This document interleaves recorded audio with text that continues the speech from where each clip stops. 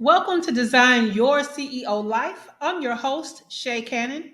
I have designed my CEO life to live and work my business from anywhere in the world. I started this journey in Belize, lived in Mexico for 3 years. After that, I was in Buenos Aires, Argentina, before getting back to my favorite little beach town of Playa del Carmen, Mexico. I am truly living my best life just 3 blocks from the Caribbean Sea. Thank you for joining me as I share conversation, stories, strategies to help you design your CEO life.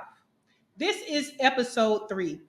Fear rhymes with beer. Cheers. Fear is the tap on the shoulder you need to succeed. This conversation may seem a little one sided, but we're getting to know each other. We're on episode 3, by the way, so we're getting to know each other very well. So I would love to hear about you and how you like the episode. So guess what? You can catch me on social media. I'm at Shay Cannon COO everywhere. Just tag me and tell me how you like the episode. Tell me about you. All right. Well, let's get into it. All right. And you know, when I get into it, I have to be able to see you. So let's start with you guys already know my story of starting my own business to have freedom. You know that I moved outside of the country and I now live in Mexico, right? But did you know that there was fear around that, right? There was fear around the fact that my family didn't want me to leave. My family, I'll never forget. So the first place I went was Belize, but I didn't stay there as long as I stayed when I came to Mexico the first time. When I came to Mexico the first time, I was here 3 years. And I'll never forget that I was in Belize for a short time, and I came home for the holidays because it was my first time leaving the country. I had my youngest son with me who was in his senior year of high school. And so I already went through a lot just to get out of the country and get to Belize. Now, just like I told you in episode 1 and you getting to know me, I tend to jump. When I want something, when I want to do something, I do it. Some people see it as risk. I take risk. For me, it seems like calculated risk. I know I'm doing things that everybody won't do, but I don't feel like I'm doing anything that's such a huge risk that I know nothing about it and I've not done any preparation at all for it, right? Now, I may not do as much preparation as a lot of people, but I agree that I tend to jump and do things. So I jumped into entrepreneurship and I told you guys, don't do like I did and just quit your job and don't have enough of a savings and all of these things. I bet on me and I was very comfortable betting on me, right? Entrepreneurship is not easy. It's a lot of great things associated with it. But if you're not the type of person that can regulate yourself and problem solve and, come out of unstable situations, right? If you're not used to that, then that entrepreneurial journey without a safety net may or may not be for you, right? I decided I didn't want a safety net. I don't want to wait on a safety net. I decided I just was not going to fall, right? And so I love when I hear stories from people like Steve Harvey, who said comedy was his plan A. He didn't have a plan B. And he believes that having plan Bs allow you to not give enough for your plan A. I'm not like that because I am a planner, right? So I'm going to have a plan A and I'm going to have a plan B and I'm going to have a plan C. But I'm going to put my all into plan A. And plan B and C is really just an evolution of plan A. I'm not going to let go of what I want. I might just take a different route to get there, if that makes sense, right? So fear, my fear just looks different, is what I'll say. From the outside looking in, it looks like it's not there. So coming outside of my country and having my family feel fear, because I conquered my own fear first, and then I had to deal with other people's fear. So everybody was afraid for me. I didn't know anybody where I was going. I've never known anybody in any of the countries that I've gone to live. I've never known anybody first. I get there and I make friends and I make family and I make close connections. Because no matter where you go, you can find your people, right? And when I say your people, I mean your spiritual people, I mean your business people, I mean your ethnic people, your religious people, whoever your people are, they are everywhere. Okay. So if you black people are everywhere, right? If you Catholic people are everywhere. Um, all of those things. If you're American people are everywhere. You're right. So wherever you go, your people are there. So you will find a new grouping, a new tribe, a new community to expand the one that you already have. So fear derived from my support system feeling like I wouldn't have enough support, right? And anything could happen. And like I said, it started with my family.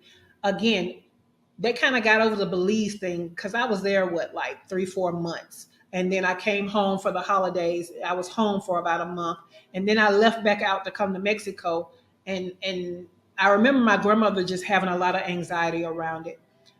It was during a time where Trump was president, and he was saying things like they're going to build a wall between the United States and Mexico, and the Mexicans are going to build it, and they're going to pay for it. A lot of ridiculousness going on, right? Well, my grandmother was afraid. She didn't want me to come to Mexico. And I had to just remind her that I am a citizen of the United States. As long as I'm a legal citizen and I'm not doing anything illegal, I can always come back home, right? And as far as a wall, planes fly over walls every day, right? So I helped her to minimize that fear because I was going to do it, right? So the best I can do is try to help you feel comfortable around it. But I will never forget when I made the announcement that I was going to Belize. I was leaving the United States. I was taking my youngest son with me in his senior year of high school. I posted on Facebook, and the comments were astonishing, right? So you had people that were wishing me well. You had people that were like, I wish I was as brave as you. You're always doing things that you want to do no matter what. And then there were people with the fear. They're killing Americans. They're killing women. They're killing black women. Things are happening. They're robbing. It's a lot of crime. It's this, it's that. Well, I had already done my research, and I had already picked an area that was not, too crime ridden. And I live in the reality that there are some places in the United States that's worse than anywhere I would ever visit and want to live in another country, right? So there was a lot of fear. And for a moment, I almost let it overtake me because it hit me in a place of my parental heart, right? I'm taking my child somewhere that can potentially be unsafe. And then I had to go back into the fact that I had done my research. And as a mother, the last thing I'm going to do is put my child in danger. And so, I doubled down on that. But fear, you know what I'm saying? Sometimes it's not even your own fear, it's other people's fear. So I want you to have a big life. You need big goals. You need to do big things. You can't always play it safe. You just can't. Having big goals, it can be scary, right? It can be scary. And let me tell you how you don't even have to have big goals. All you have to have is some new goals to do something different and new from what you're used to, and fear will kick in. On a even lower level things, fear still kicks in. So it doesn't even have to be big for fear to kick in. So let's talk about why fear is kicking in. And it's because we have this part of our brain that's called the amygdala. I think I'm saying it correctly. But I like how other people call it monkey brain, right? It's just trying to protect us from stuff that's different. It doesn't want us, it's telling us don't do that because it doesn't know the outcome of it. We could get hurt in some way. And it's not always even physical hurt. Sometimes it's around emotional hurt. Sometimes it's around, we're going to say mental hurt. You know what I'm saying? But the brain is basically saying, hey, let's stay where we're comfortable. Now, let me tell you the bad part about that. You can't even assume that where you are that's comfortable doesn't hurt. already. That amygdala, that monkey brain, wants you to stay with what is comfortable and known, even if it's hurting you, right? This is why some people who are abused, they don't leave. This is why some people who hate their job, they don't leave, right?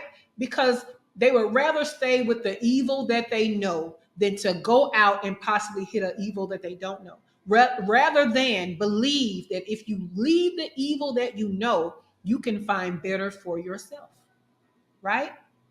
So that's that thing that makes fear kick in. That's what it is. But it's worth having big goals. It's worth wanting to take and have big changes in life. Okay, I will admit that at one time I didn't understand that having these big old goals that you just have no idea of how you're gonna get there. Right? I was like, shouldn't your goal be something more manageable, something you kind of know you can get to on the way to the big goal? Like maybe we should just keep little goals and achieve that one and then do the next level goal and achieve that one.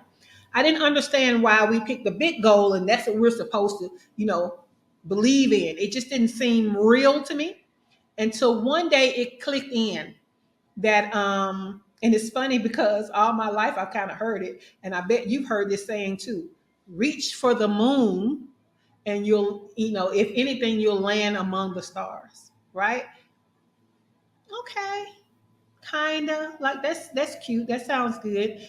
And then I got into business, and I got into operations and business management, and it wasn't until then that I understood the value of having big goals.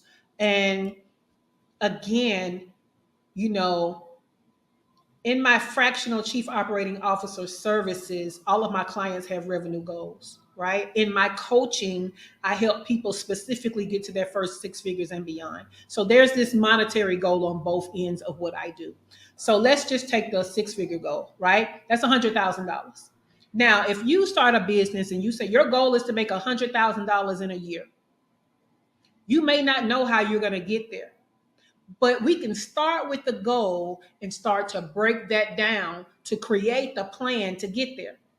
So we want to reach $100,000. Now we need to, let's divide that by 12, right?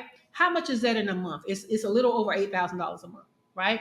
So now I know how much I have to make in a month.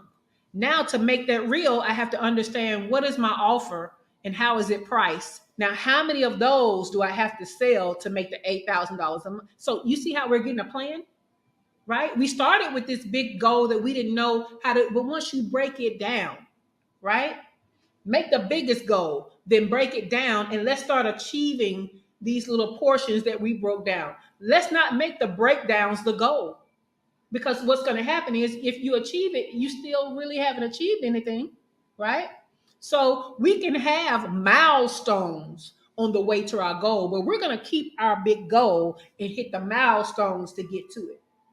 And the value of that is going back to the moon and the stars. If you did not have that big goal and a plan to achieve that big goal through the breakdown and getting there, you may not get as high as you get with your revenue, even if you don't make 100K, right? So if you're just saying, well, I think I can make $2,000 a month. Yeah, if you think you can, you probably can. And when you do, how far away from your 100K goal will you be, because that's all you focused on getting, $2,000 a month. But if you focus on the 8,000+, you know what I'm saying, to get to the 100,000, then what happens is the things in the milestones are getting you closer and closer to the 100,000 than you would if you had stayed at 2,000 a month. So that is the reach for the moon. That is the 100K. And if you work the breakdown, you're going to end up among the stars, even if you don't hit the moon. But if you stay with the smaller, you're going to stay on the ground, right? So I hope that makes sense. I hope you're getting what I'm saying about go ahead and do big goals, even if you don't know when you make the goal how you're going to get there. Okay. Then what we're going to do is break those goals down and create milestones that are going to be stepping stones on the way to the goal. But the goal does not change. Okay. The goal stays big, hairy, audacious, scary. and we're going to do our best to achieve it. And because we're leaving that as the goal and working towards that, we're more apt to get there. Okay, so that's the pick. I mean, that's the purpose of having big goals, even though they scare you. So for you to have the life design that you want, I bet, I'm pretty sure it includes you doing some big, hairy, audacious things to change what you're doing now to get to where you want. And it's okay. Again, all we do is break it down into our milestones and we go for the goal. Okay. But fear has a purpose, right? Fear has a purpose. It's fight or flight. But it's a very caveman like purpose, right? It's a, is the bear gonna eat us type of thing. Like it's a way to evaluate situations and be ready if you need be, right? But when you feel fear, the first thing you need to do is evaluate. Is this actually gonna kill me? Right? Is this thing that I'm scared of going to harm me in any way? And then what is the evidence that there is harm? See, sometimes we have a whole bunch of evidence to the contrary of our fear, but we give in to the fear anyway. What do I mean by that? I mean, the last time you did something new and different and scary, you didn't die, right?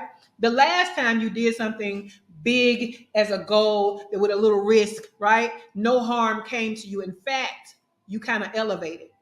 So look back and see, when is the last time you felt fear? And if you did it anyway, what does the evidence say about that? So we need to look at the evidence of harm and even look in past experiences, right? Because it may give us the momentum to overcome the fear.